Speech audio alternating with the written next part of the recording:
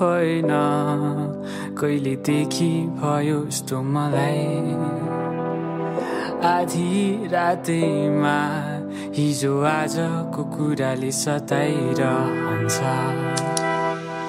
आफूलाई हेर्छु यही ऐनामा हाँसेको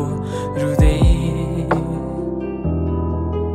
अरूको खुसी देखेर आफू दुखी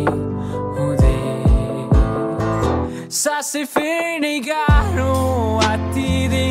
रुई फेरि कराउँदै चुप लाग्दै सुन्छ कि यो भित्ताले अनि भनिदिन्छ अरूलाई कि पागल भइसके म पागल हुँदैछु म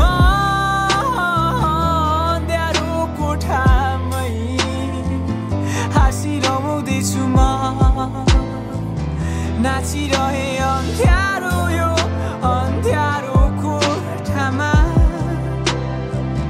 भोलिको दिन राम्रो हुन्छ कि हुन्न भनेर नाचिरहे अँध्यारो यो अँधेरी रातैमा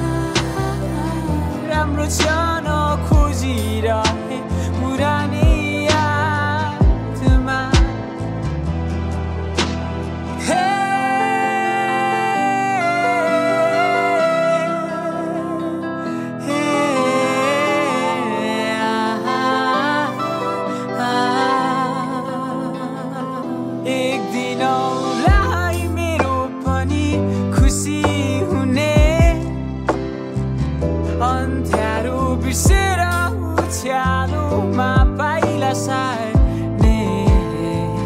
जब त्यो दिन आउँछ म खुसी हुन्छु